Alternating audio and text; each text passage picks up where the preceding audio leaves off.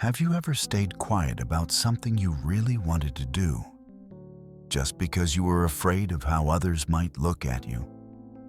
Not because it was wrong, but because you weren't sure you'd be accepted. A lot of people live like this every day. Before making a choice, they don't ask what they want. They think about how others might react instead. It starts with small things: how they dress, what they like. Then it moves to bigger decisions. The fear of being judged slowly becomes an invisible filter. Through that filter, people adjust how they act, how they speak, even what they allow themselves to want, just to stay safe. When attention to outside opinions becomes louder than the inner voice, a quiet shift begins. People stop living by what feels right to them. They live by what feels acceptable to others. Things that once brought joy get pushed aside, not because they lost meaning, but because they weren't approved. This piece doesn't blame society. It doesn't tell you to reject every opinion around you. It simply points to one truth. When every decision needs agreement from others, life slowly stops reflecting who you really are inside. And from that moment, the story begins. Lena lived in a quiet village. Life there moved slowly. Everything felt familiar. She was gentle and hardworking. Every day she helped her mother at home. She carried water from the well. She took care of the small garden behind the house. Her life was simple, steady. Nothing about it drew attention. But inside Lena, there was something just hers. Every afternoon, after her chores were done, she took a small box of paints and walked to the riverbank. She painted what she saw: the sky, the trees, the water, the soft movement of light. She didn't paint to show off. She didn't paint to prove anything. Those moments were just for her. Moments where she felt calm, focused, closer to herself. When she painted, the noise faded away. Her breathing slowed. Time felt softer. But this joy made Lena different. And that difference wasn't understood. It wasn't valued. To many people in the village, painting was useless. It didn't bring clear benefits. Lena didn't argue. She kept painting, quietly. If, while listening to this, you've ever had something you loved, comment number 1 as a gentle reminder to yourself. Over time, people started talking about Lena more often.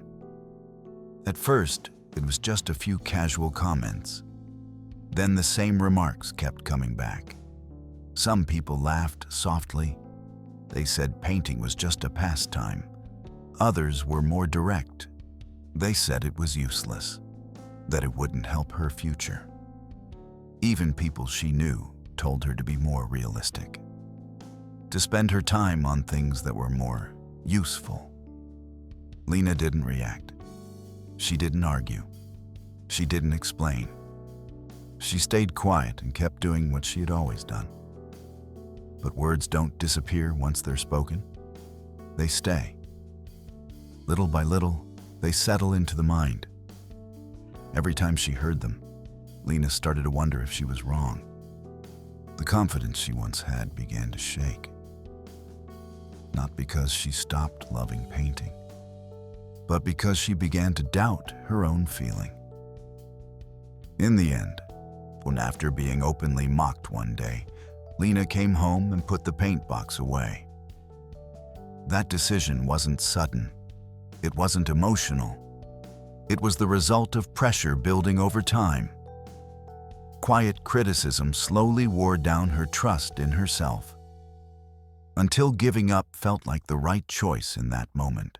After she put the paint box away, Lena's life looked calmer to everyone else. She kept helping her family. She worked in the fields. She spoke properly with people around her. No one talked about painting anymore. No one brought it up. Everything moved the way society expected it to. But that calm only existed on the outside. Inside Lena, a quiet emptiness appeared. She still did her tasks. She still smiled when needed, but the smile wasn't whole anymore. The eyes that once lit up when she held a brush slowly grew dim. When she walked past the riverbank, the place tied to those peaceful afternoons, she no longer stopped. The colors that once made her feel alive now felt like a distant memory. Something from another time, not part of the present anymore. The story doesn't show Lena in pain. It doesn't show despair, which shows something very familiar. Living the right life, but not a happy one. Living stable, but no longer feeling connected to yourself. If you've ever gone through a time like that, when everything looked fine on paper but felt empty inside, you can comment number 1. No explanation needed. Just to admit that you've been there. One evening, an older traveler passed through the village. He dressed simply. He carried a wooden staff. His voice was low and slow. People believed he'd been many places, that he understood the things people often keep inside. When the villagers gathered to ask for advice, Lena stood in the back. She listened in silence. There was something calm in his voice. It made her feel safe. After the crowd left, Lena stepped forward. She spoke about what confused her.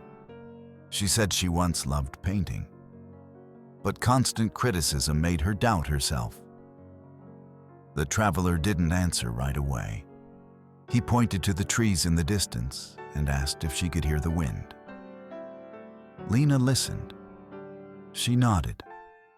Then he asked if the wind ever stops just because someone tells it to. Lena shook her head. The traveler smiled. He said the wind belongs to no one, doesn't ask for permission to blow, doesn't worry about being liked.